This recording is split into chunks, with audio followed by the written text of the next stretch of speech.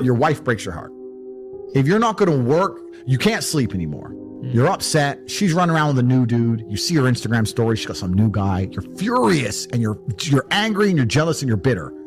You have all of this inside of you, but you're not going to go to the gym and work hard and become so fantastically in shape and so rich and so powerful that no girl ever leaves you again. You're not going to do that. No. What are you going to do with it? Text her? Try and explain to her? She doesn't care. Like, you can write the most perfect English. You can write the most beautiful words ever constructed. Forget Shakespeare. You can do, it doesn't matter. She doesn't care. She just doesn't care. She's distracted. She forgot about you. She forgot about you. So what are you going to do with all of that inside of you if it's not positive? Well, it's going to consume you and you're going to end up self-destructive, or you're going to embarrass yourself, or you can take all of that and put yourself in a position where it never happens to you again. Those are the choices. So what's the most intelligent choice to make? Yeah. You know, I don't understand how many humans function in the world today. I don't get people who don't think like me. I don't understand it. I'm like, well, then how have you survived this long? Life is hard. Life is difficult. Maybe I've just been unlucky, which I don't believe in, but I've had so much trauma and bad events and negativity and stress and all these things that have happened to me.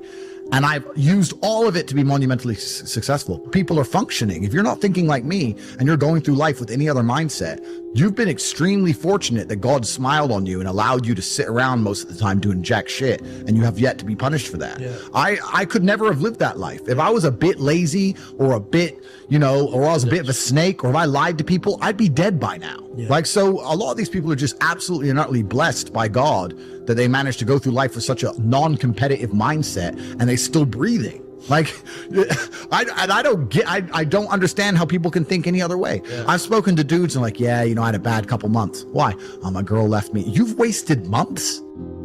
You've wasted months. Oh, like you had think of how much God loves you to have given you the grace and given you the opportunity to waste months of human time over some chick. Like, talk about blessed head to toe. If I waste months, empires are going to collapse. I'm going to end up in a cell or dead if I waste months. I have things to do every single day. I can't waste a second. Like, these people are just absolutely infinitely blessed. And their mindset is a product of that because they're spoiled children. Absolutely spoiled children. Because there's a whole bunch of people out here daily who fail.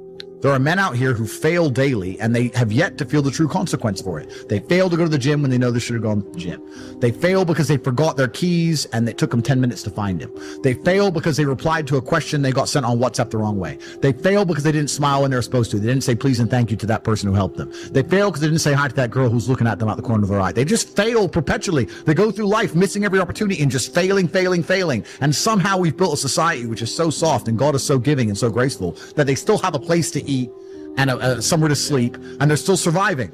That shows how nice God is. Yeah. Because before this society, truthfully, if you were that level of failure, you would be dead. Survival of the fittest. It's survival of the fittest. And none of these men out here are fit. No. Their mindset isn't fit. Their reality isn't fit. They're failures. They're failures. Yeah. And they're just failing every single day. And they go, oh, but you know what? Tomorrow I'll go to the gym. Yeah. You've been failing your whole life. That's all you've done is fail. And then you sit and wonder why people like me absolutely and utterly outcompete you. It is so easy to become a top tier male in the world today because the competition is so ridiculously low. There are 2% killers like me and everybody else amateur, head to toe amateur. They can't even pay attention to anything. They can't try anything. They're amateurs.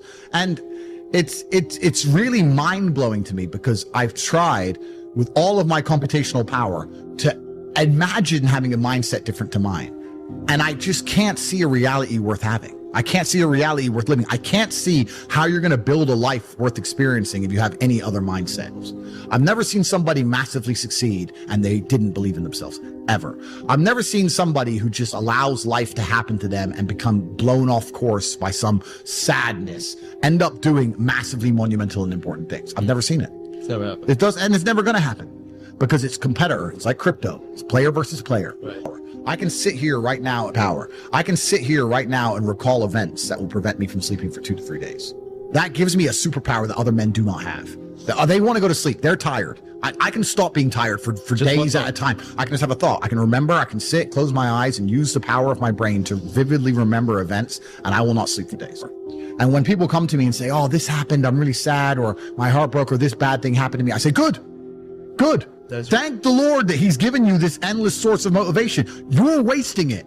That's your problem, but it's been given to you. Nitrous oxide has been given to you. You just have to use it in the correct way. So I'm the luckiest man in the world because all the bad things that happened to me have given me all the building blocks to become the most fantastic man on the face of the planet.